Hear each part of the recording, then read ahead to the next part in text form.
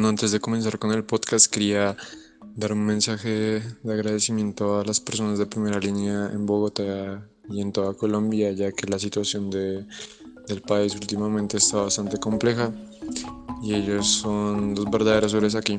Entonces, quería mandar ese mensaje.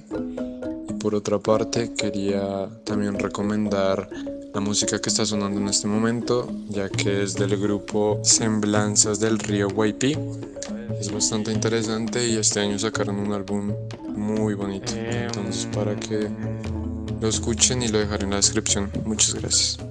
Y ahora, bueno, bienvenidos un día más aquí a Podcast Troleando. El día de hoy sí, tengo tapabocas, como lo pueden ver, y es para darles a entender que por favor, cuídense. Últimamente la situación está complicada, los casos están muy densos, entonces por favor, con todas las medidas de bioseguridad, cuídense muchachos, cuiden a sus familias. Y pues eso, vale, hoy el tema es bastante importante, ya que vamos a tocar el tema de quién fue, qué hizo y todo lo que dejó de legado el padre Rafael García Herreros. Y esto es bastante bonito porque él tuvo como objetivo de vida y toda esa parte de lo que él esperaba en su vida fue muy bonito y hizo unos grandes aportes a Colombia y fue una persona increíble. No tuve pues el honor de haber conocido, pues no tenía la edad, ni siquiera existía aún, pero tengo claro que lo que me dicen es una persona increíble, o bueno, es lo que más me han recalcado. El caso, el día de hoy estoy con un grupo muy bonito, un grupo increíble, no se los voy a negar. Aquí estamos con Jack. Jack, ¿te quisieras presentar, bro? Hola compañero, sí, me llamo Jan Marsiglia, estudio ingeniería civil en Uniminuto y me encantaría abordar este tema muy importante sobre la corporación y cómo esta se fundó. Vale. Bueno, también tenemos a Cristian. Cristian, explícanos. Bueno, buenas tardes, compañeros. Pues mi nombre es Cristian David Garzón González. Estudio psicología hoy en Uniminuto. Voy a estar en el primer semestre, pero pues este tema pues sí me parece muy interesante y pues venimos a explicarlo. Vale. Geraldine Melandia. Bueno, mi nombre es Geraldine Belandia, estudio también psicología y no, súper interesada por este tema porque es un tema que eh, va mucho hacia el humanismo, hacia lo que era el padre y es muy interesante ver todas las cosas que él hizo, ver todas las cosas que eh, él logró, entonces muy interesante todo. Vale. Y ya por último, y no menos importante, Natalia, niño. Hola compañeros, buenas noches, buenas tardes. Mi nombre es Natalia Niño, estoy estudiando psicología y el tema que vamos a tratar el día de hoy es muy importante, conocer la historia del padre, el fundador de esta hermosa universidad. Bueno, como ya lo dijeron, es muy importante, es muy interesante, bastante. Y es conmovedor, bastante, porque se preocupó por los más necesitados. Pero antes de explicar como toda esta parte, me gustaría llegar a el tema, cuídense, al tema de el mediador de la paz, el mediador pacífico. Esto es bastante, pues, loco de su parte, se podría decir, bastante arriesgado y increíble, porque él fue de las pocas personas que podríamos decir que pudo dialogar con esa persona que nos ha dañado tanto la historia de Colombia, que es Pablo Escobar. Y él pudo hablar con él y pudo influenciarlo en cierta parte a que fuera a la cárcel y que se entregara. Entonces, vale, ¿alguien quisiera aportar algo sobre esto? Geraldine. Ok. El padre al principio, pues, iba con muy buenas intenciones frente a Pablo Escobar. Siempre tuvo la intención de que él se entregara, que fuera, pues, mejor persona, por decirlo así. Pero, lastimosamente, eso no era como lo que los, bueno, el episcopal, la episcopal colombiana lo veía de esa forma, no lo veía de una forma buena. Ellos decían que una cosa muy distinta era la conversión y el arrepentimiento, y otra muy distinta, presentar a un delincuente como un ejemplo. Entonces, ahí se los dejo. Para pensar, señores, para pensar. Y una frase también que quiero resaltar, que si no me equivoco también la digo, y en serio da una reflexión muy bonita, y creo que el más indicado para explicarlo es Jack, y es la frase: nadie sabe la culpabilidad del hombre, solo Dios. ¿Quisieras explicarnos esa reflexión, bro? Bueno, lo que pienso yo, que el padre quiso darnos a entender en esta pequeña pero importante frase, en lo que dice, es que esta frase se le hicieron en una entrevista porque él era criticado, pues porque tuvo una relación muy estrecha con Pablo Escobar y de alguna manera él defendía algunos de sus actos, por lo cual era muy criticado, pero él tenía sus razones. Y con esto da la frase: nadie sabe la culpabilidad del hombre, solo Dios. Y es que todos somos culpables en algo, todos tenemos pues nuestros pecados, tenemos nuestros pensamientos, los cuales nos agobian, los cuales nos dan esos pensamientos de culpa, que el padre sabía que tenía Pablo Escobar y sabía que de alguna manera lo entendía y no estaba justificando sus malos hechos, pero sí quería recalcar el hecho de que todos tenemos esa culpa y que lo único con el que podemos rendir eso es con Dios. Y él siempre daba eso muy en claro para aquellos que se malinformaban y trataban de decir que el padre de alguna manera se confabulaba con él y lo apoyaba. Sí. Entonces esa fue la manera en la que él respondió ante estas críticas y estas suposiciones. Vale. Tú habías comentado hace unos instantes que nos estábamos grabando la situación de cómo fue la primera vez que el padre se reunió con Pablo Escobar.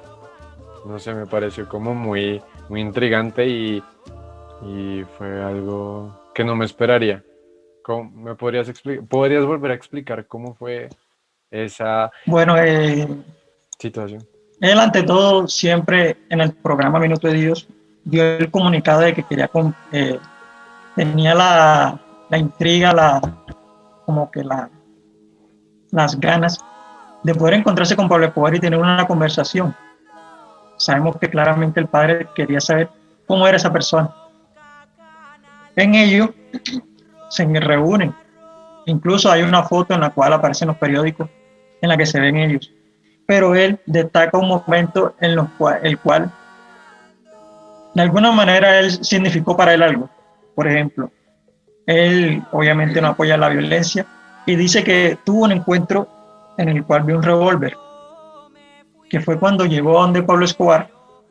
El primer acto que hizo después de saludarlo fue que llevó su mano hacia donde estaba su arma, desempuñó su arma y dejó caer las balas al suelo. Para eso el padre significó mucho, pues daba como la razón de él que él estaba haciendo la paz de alguna manera o buscaba la paz. Entonces, él recalcó mucho eso en una entrevista en la cual le hicieron, en la cual se alegró al ver este acto. Pues sabemos que en la vida los actos hablan más que las palabras. Total. Vale. Y bueno, cabe aclarar, o sea, pónganse a pensar la magnitud de este suceso, porque en ese momento fue el hombre más buscado en todo el mundo, o sea, Pablo Escobar, estamos hablando de él, y que él haya logrado hablar con él y que haya hecho de mediador y que a raíz de eso lo haya llevado o que haya hecho que se presentara frente al gobierno y entre comillas en ese momento se rindiera, pero igualmente no le quita mérito al acto que hizo. O sea, esto es imprescindible. Y por otra parte, ya hablando un poco fuera del tema de cómo fue como mediador frente a esta situación, ¿qué propuestas daba para la paz aquí en Colombia? Natalia, ¿tú qué estás que te habla? Vale, ya llevamos 12 minutos de video. Como se pueden dar cuenta, dura más de 40 y para los que pueden seguir viendo, agradecerles. Para los que no, pues igualmente muchísimas gracias por prestar atención sobre lo que estuvimos hablando con los muchachos. Como siempre digo aquí en el espacio de Podcast Troleando, siempre termina fluyendo el tema y es muy bonito, es muy bonito. Sé que siempre repito las mismas palabras, pero es que es la realidad, es la simple realidad de este podcast. Entonces pues vale, los dejaré y continúen. Claro que sí. El padre Rafael Herreros se caracterizó por ser un hombre de paz. Él siempre creía en la paz y en la reconciliación, consigo mismo y con los demás. De él recargo una frase, una reflexión muy bonita que hace sobre la paz, la cual dice así: hombre o campesino o trabajador o técnico o artista o cantante o luchador, yo sé que hay que hacer una revolución en favor tuyo, pero sin derramar una gota de sangre. Una revolución con ciencia, con energía, con amor.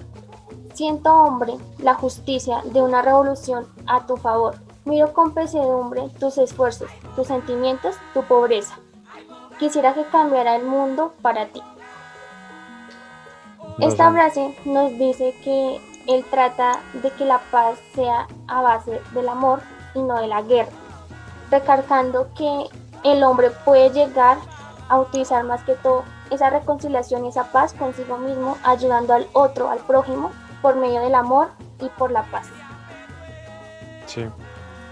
Muy bueno, aquí vuelvo a resaltar lo que había dicho de esos ideales de Jesucristo, que siempre velar por el prójimo, ayudar al más necesitado, toda esa parte. Y que el padre que hizo demasiadas campañas, el banquete del millón, hizo el museo de arte contemporáneo.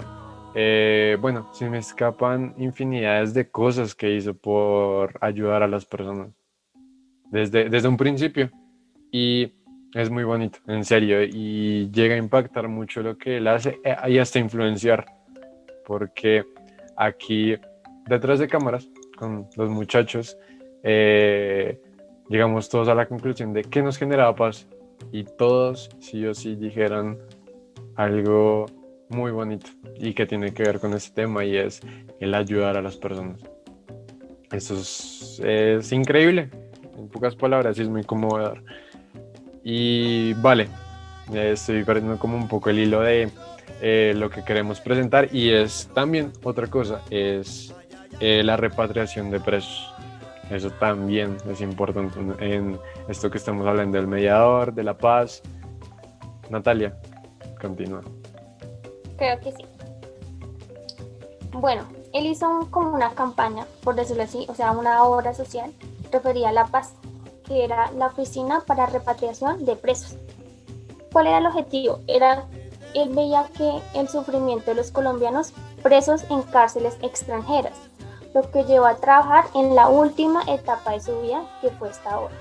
Por lo cual, durante una rueda de prensa en la sede de la cooperativa Minuto de Dios, en la capital de Antioquia, García, el padre, dijo que esta oficina funcionaría como una pol, conformando por los mejores juristas del país, la cual formaría parte de un movimiento nacional y atenderá a todos los familiares de personas detenidas en Estados Unidos y otras nacionalidades, ya sea por delitos de narcotráfico, defendidos por unos excelentes abogados. La tesis del padre García Herreros era que el hombre tiene derecho a ser juzgado en su propio país. El padre manifestó que en Estados Unidos hay 50 colombianos presos por delitos relacionados con el tráfico, por robo, y los cuales no pueden sus familiares ir a visitarlos. Además, dijo que en los Estados Unidos suplican por que ellos sean liberados, que puedan ser vistos por sus familiares. Y ya una última reflexión del padre es que nosotros tenemos los mismos derechos, la justicia y la no justicia. Los derechos humanos son poderosos para toda la sociedad. Sí. Y vale, ya hablando de repatriación de presos y todo eso, es un tema bastante complicado y un poco polémico aún. Pero bueno, dejando como todo ese tema aparte de toda esa historia oscura que sucedió en el país hace más de 20 años, podemos hablar, bueno, tristemente sigue sucediendo, pero bueno, no nos metamos por esas partes. Me gustaría también tocar el tema de él cómo a partir de esa paz imaginaba, o mejor dicho, soñaba a Colombia. Entonces, no sé, Geraldine, ¿podrías tú aportar un poco más sobre esto? Sí, por supuesto. Pues mira, el padre, el país soñado para él era un país sin guerra, era un país sin paramilitarismo, era un país donde los jóvenes progresaran en la vida. Pero ¿qué era lo primero que él quería hacer? Era que una familia que estuviera, no sé, debajo de un puente viviendo sin dignidad, sin vivienda propia, sin comida, pues tuviera esos servicios, esas cosas necesarias, esas cosas básicas. Entonces lo primero que él hizo fue empezar a construir viviendas para esas familias. Bueno, después de que construyó esas viviendas para esas familias, de que las familias ya estuvieran instaladas y todo ese tipo de cosas, dijo, bueno, ahora miremos cómo esa familia, esos hijos de esa familia pueden progresar. Entonces empezó, no, pues creemos un colegio. Entonces, pues él empezó por los del barrio Minuto de Dios. Entonces creamos un colegio, se va a llamar Minuto de Dios. Listo, ¿qué hacemos? Después de los que salgan de ese colegio, ¿qué hacemos? Necesitamos que se ocupen en algo. Él, digamos, algo que decía era, aquí no queremos jóvenes vagos, aquí no queremos ningún joven vago, sino que tenga una ocupación, tenga una carrera para que pueda vivir bien, para que se pueda sostener y para que haya un futuro mejor en Colombia. Entonces esto era su país soñado. Con ese fin se formó la Universidad Minuto de Dios, el Colegio Minuto de Dios, con el fin de que las personas tuvieran un mejor futuro y Colombia como tal tuviera un mejor futuro. Me motiva ahora que dices, me motiva, me tocó el corazón. Y bueno, ya aquí todos sabemos que las ideas o todos esos aportes que hizo de estar diciendo cómo quería que fuera Colombia, que cómo iba a ser que Colombia fuera como él la estaba planteando, viene de algo, viene de una influencia, porque nada sale de la nada. Siempre vamos a estar influenciados de algo y nos vamos a estar guiando por cosas que nos llamen la atención o cosas que nos toque, literal.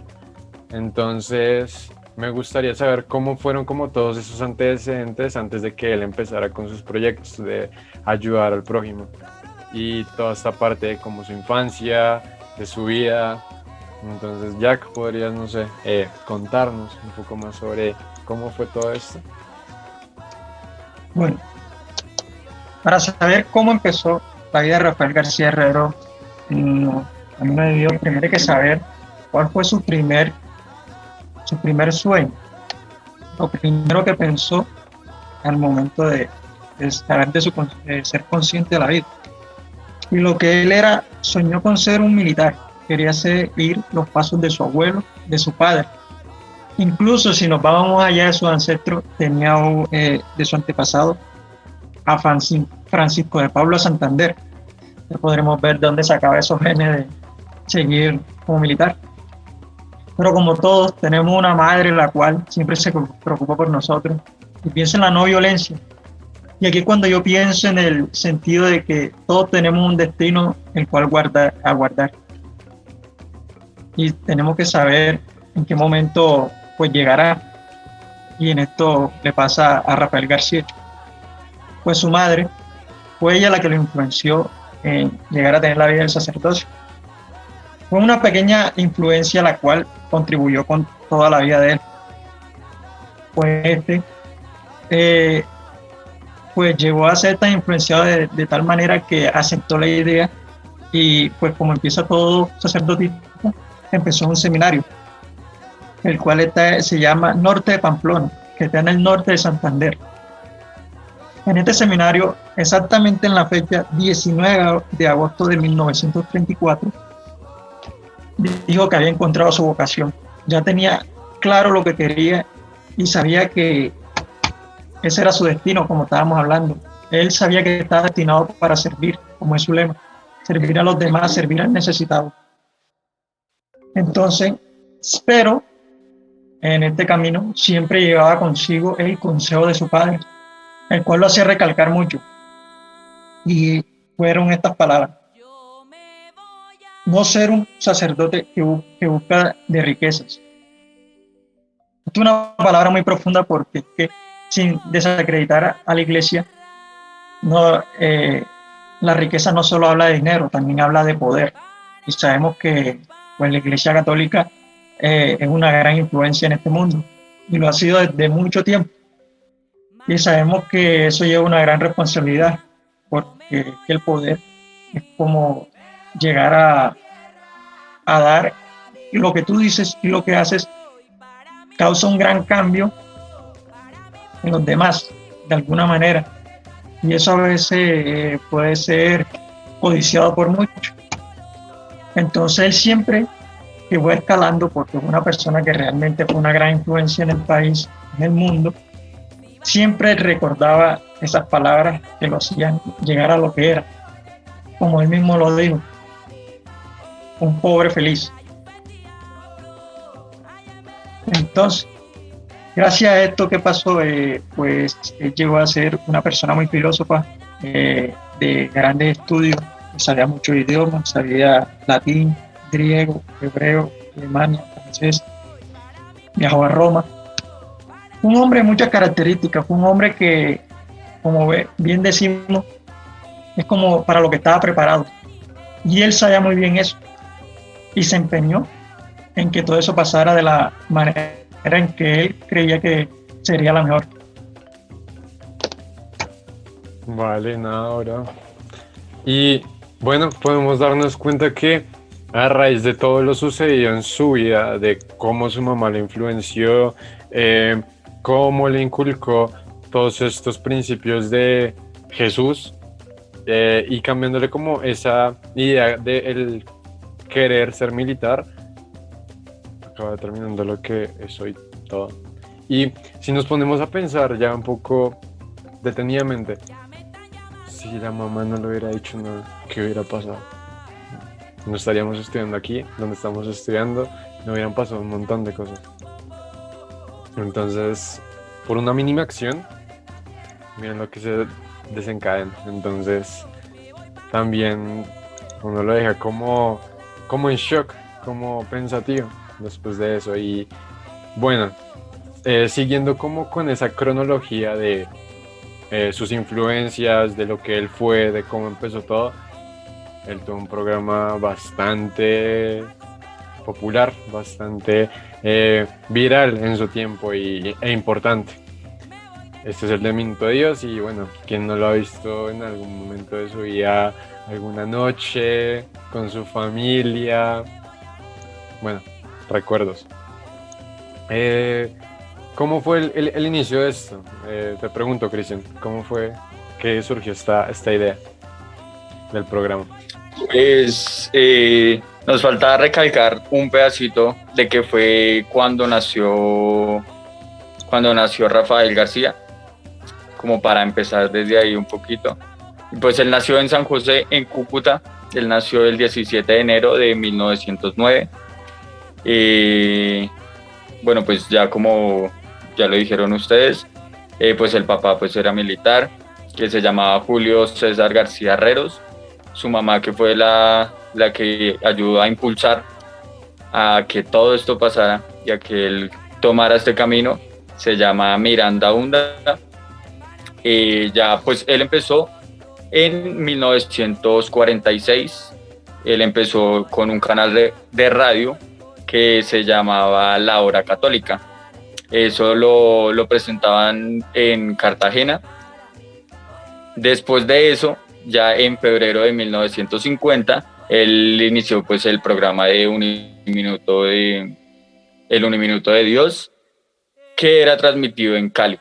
También después se empezó a transmitir desde Medellín en septiembre de 1954 y desde Bogotá en diciembre de 1954 también. Después de eso, ya como todos sabemos, él empezó a trabajar ya en la televisión en enero de 1955, que empezó pues a transmitir el programa se llamaba Minuto de Dios por televisión, que era un programa que era de todos los días. Es el más vigente, el más antiguo programa de televisión colombiana, que duró ya unos 38 años, más o menos, hablando sobre Dios, sobre el hombre y sobre la patria.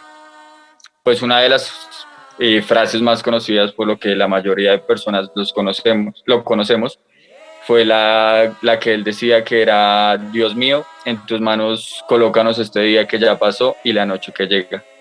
Y pues esa fue como la frase más reconocida, una de las frases más reconocidas de él. Sí, sí.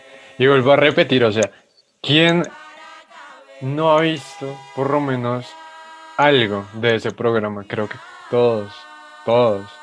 Y vale, siguiendo con los proyectos, para no estancarnos en este, toquemos otro proyecto que es bastante interesante, que fue el de el banquete del millón. Y eso sí es innovador. Y como diría Jack, es de todo un visionario. Jack, ¿podrías comentarnos más sobre esto, por favor? Sí, por supuesto. Aquí es cuando las personas lo ven realmente como una persona de visión, una persona que, a pesar de las dificultades, siempre busca la manera de solucionarlo. Él tenía esta idea, la cual era con un beneficio para muchas familias damnificadas que no tenían hogares. Todo esto nace con la idea de decirle a Jaime de Villa, quien era en ese momento el gerente de la corporación Uniminuto, lo llama y le dice: tengo una idea para toda esta situación, hacer el banquete del millón. Él le propuso esta idea, la cual se vino a realizar el 25 de noviembre de 1961. Se dio esta gran hazaña y las primeras palabras que este hombre dijo fue: bendecimos, Señor, este pan y este agua, y te pedimos por los que no tienen ni pan ni agua que comer. ¿A qué va toda esta frase? ¿Y a qué va todo este evento? Bueno, empecemos. El evento se trataba de hacer una comida o una cena en la cual irían las personas más ricas e importantes del país, incluyendo personas también fuera del país, internacionales, con un único propósito, que era hacer una pequeña donación por la comida de 5.000 pesos, lo cual en esa época era mucho dinero. Y entonces, ¿qué era lo que se servía por esos 5.000 pesos? Era tan simple, era un caldo de papa y pan. Pero ¿qué hizo que este movimiento revolucionario y este evento se hiciera tan popular? Y es que era el hecho de que personas de grandes empresas millonarias donaban con ese propósito de ayudar a aquellos damnificados. Y cómo hacían cómo él pensó de manera atractiva la idea de que esto se hiciera correctamente, era que implementaba hermosos modelos como las que atendieran a aquellos clientes que iban, sirvieran su comida y tuvieran una pequeña plática con ellos. Con esto todos se sentirían a gustos y sería una idea la cual nunca se había hecho y la cual no solamente se hizo esa vez, continúa haciéndose. Y gracias a este apoyo que él hizo con esta idea, cientos de personas, muchísimas, ahora mismo tienen un hogar, tienen un lugar donde dormir, un techo. Sí. Entonces, en esto le dicen una famosa frase: aprovechando la vanidad del ser humano para ayudar a cientos de personas. Con esto se dio a entender que ese hombre realmente fue un visionario. Sí, total. Y que velaba por, como ya he repetido bastantes veces en este podcast, velar por el prójimo. Y bueno, siguiendo con los proyectos, hay un proyecto que a mí como estudiante de la carrera de artes es muy llamativo y es muy bonito también.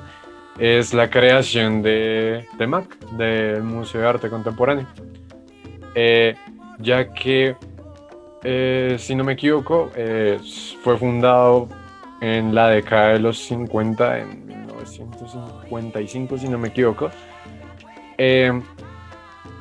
y fue muy bonito porque primero estuvo como en el papel de la gente con bajos recursos que no podían ir a museos, ¿no? Ya que pues en esa época estaba toda la élite, solo ciertas personas con mucha influencia podían ir a ciertos lugares de la ciudad o museos, y era muy complicado para personas de bajos recursos. Entonces lo que él hizo es hacer un museo para todas esas personas, justamente contemporáneo. Este museo fue algo nuevo en Colombia y de hecho es el segundo museo fundado en Latinoamérica contemporáneo. Y bueno, incentivó el arte, incentivó la cultura, y totalmente yo como artista, yo como músico, siento que esa labor fue muy bonita para seguir con este legado de la cultura, de lo que somos, de lo que es Colombia, porque sí o sí Colombia tiene mucha arte, demasiada. Entonces es una forma de preservar todo eso que ya lleva siglos, totalmente, desde antes de la colonia, muchísimo. Pues ya me estoy metiendo en temas artísticos, pero bueno, entonces no sé, llega a conmover como un artista, porque en serio incentivar el arte e influenciar eso es hermoso.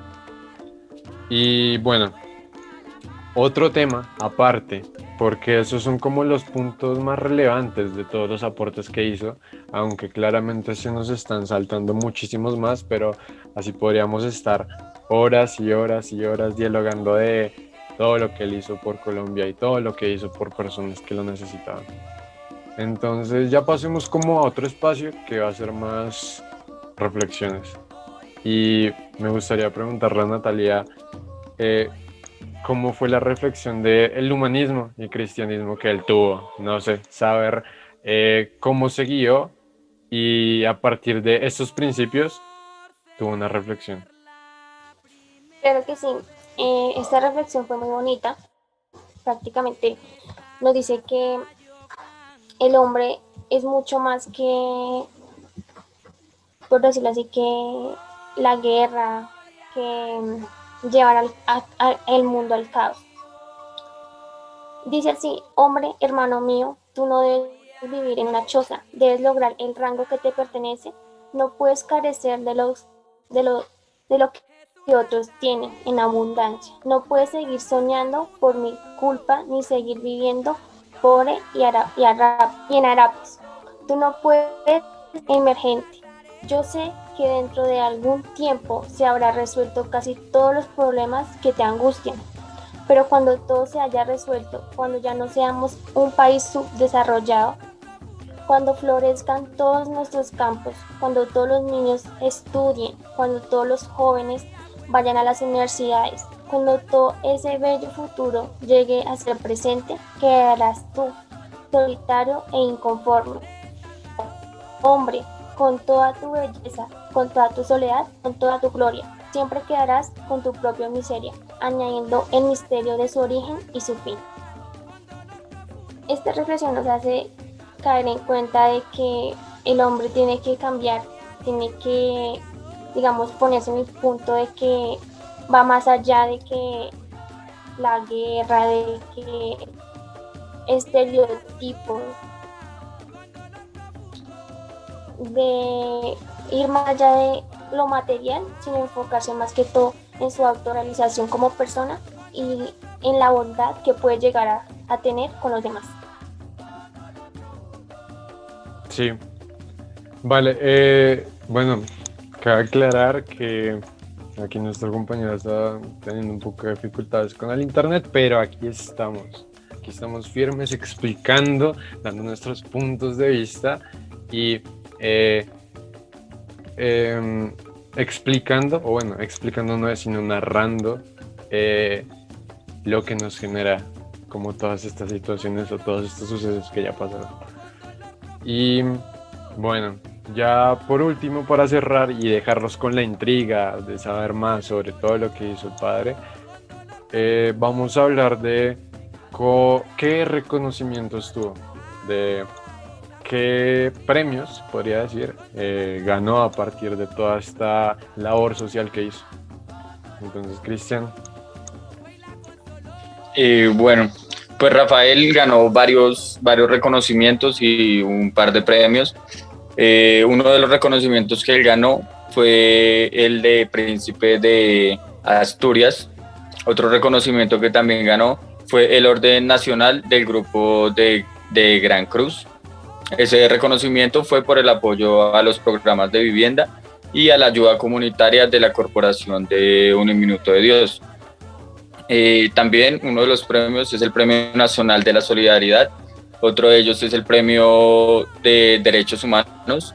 Ese fue impulsado por las fuerzas sociales que él hizo, cuyo propósito era construir una Colombia mejor. Que fuera una Colombia mejor en los valores de Cristo. También el último premio del otro que ganó fue el premio de Comunica. Sí. Y bueno, ya dándonos cuenta de los reconocimientos que tienen, nos podemos dar como por terminado, ya que sí o sí hicimos una corta, entre comillas, biografía. También hablamos de cómo él fue el mediador y sus ideas de el que esperaba de Colombia y todo esto. Antes de terminar el podcast de hoy, me gustaría preguntar si hizo falta pues preguntar algo o dar un aporte o algo por el estilo. ¿Alguno quiere terminar con algo, muchachos? Yo quisiera dar unos pequeños detalles que pues me gustaron de padre. Uno, el cual causó mucha polémica, fue que en su casa, afuera, puso un Cristo desnudo, el cual causó mucha polémica en todos, porque ¿qué significaba? Literalmente el Cristo estaba desnudo, crucificado. Y en eso él saca una frase que definitivamente da que pensar. No te escandalices por mí, que por ti morí desnudo. Escandalízate por tus propios pecados. Y sabemos que hoy en día los jóvenes, me incluyo muchas veces, nos da pena o inseguridad el decir que uno está con Cristo o ama a Cristo. Pero no tenemos en cuenta el acto que él hizo y cómo el Padre lo recalca con este ejemplo, con este hecho, el cual me da mucho que pensar y pienso que daría pensar a muchos, los cuales saben de esto y los cuales pues se enterarán. Impactante. También quisiera que, como decir, el hecho de que profundicemos un poco en cómo el programa que él prácticamente lo llevó a ser esa figura pública, que se hiciera notar que su palabra era de cuál escuchar, que tenía una importancia. Fue cuando fundó el famoso Minuto de Dios, que en esto él tenía claro y prácticamente me atrevo a decir que fue una persona que se adelantó a su época. Pues sabemos muy bien que en esa época los medios de comunicación, la televisión, era el medio de comunicación que más se estaba viendo, que más las personas estaban utilizando. Pues sí, él estuvo en la radio, pero él quería un breve momento, un breve tiempo, el cual las personas no se negarían a escucharlo, no se negarían a decir, no, yo paso el canal o no, es un minuto. ¿Qué persona en un minuto se da la tarea de cambiar el programa? Nadie. Todos dirán, escuchemos qué tiene que decir. Y no sabemos si lo que dice puede ser algo muy importante. Por eso es que a lo que voy es que este padre tuvo algo en claro, gracias al Minuto de Dios, que con solo un breve tiempo en el cual toca el corazón de las personas, puede hacer un gran cambio. Y esto se veía muy claro, pues él hablaba muchos temas ahí, políticos, sociales, todos confabulados con la religión. Y de alguna manera esto impregnó mucho a las personas. Y pues algo que quería destacar. Fue alguien muy visionario, una obra que me gustó mucho, la cual él realizó, fue la obra en la cual fue a donde los indios motilones. Fueron personas que no se habían civilizado, fueron personas que no entendían nada, fueron personas que él sintió que necesitaban una ayuda. Y por eso él fue, incluso dicen graciosamente, que él usaba el mismo taparrabo que usaban aquellos personas nativas para poder tener una comunicación más cercana y para poder hacerles entender de que él realmente buscaba un cambio en ellos. Y de esa manera él logró civilizar a esas personas y les llevó la palabra. Es algo que quería resaltar. Vale, Jack, en serio, muchísimas gracias. Y gracias a todos, también gracias a ustedes por estar aquí como espectadores y atentos a lo que estamos diciendo. Y como siempre repito en los podcasts, muchísimas gracias. Una aclaración antes, lo más probable es que pronto con ciertas personas de la Minuto empecemos con el proyecto de esta vez sí hacer un podcast más profesional, un poco más elaborado, con temas bastante interesantes. Lo dejaré ahí, lo dejaré a la expectativa, no diré nada más, no puedo revelar eso. Y vale, en serio, también les doy gracias a mis compañeros por darse a la tarea de estar aquí presentes y que son increíbles y ustedes también. Muchas gracias, muchachos. Yo creo que me despediré hasta aquí y hasta la próxima. Muchachos, postdata, antes de irme, ahora sí, ya con seriedad.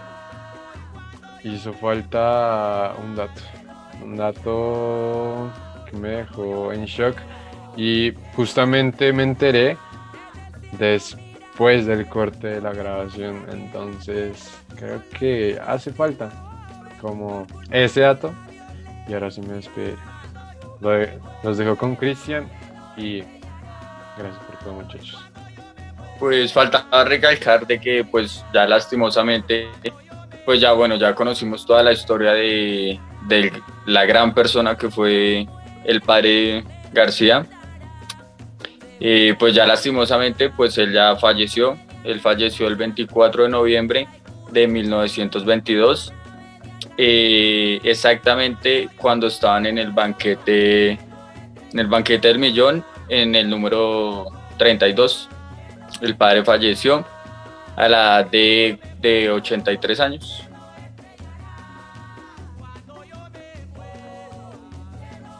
Y ya, muchachos, hasta aquí llegaríamos. Ahora sí, los demás quisieran despedirse, decir algo más. Hace falta una persona por hablar. ¿Quieren despedirse de los que nos están viendo, muchachos? Pues muchas gracias a todos los oyentes y gracias por compartir y tomarse el tiempo de escucharnos. Entonces muchísimas gracias y pues ya con esto los despedimos. Bueno, ya saben, podcast Troleando, muchachos, para la próxima. Un saludo.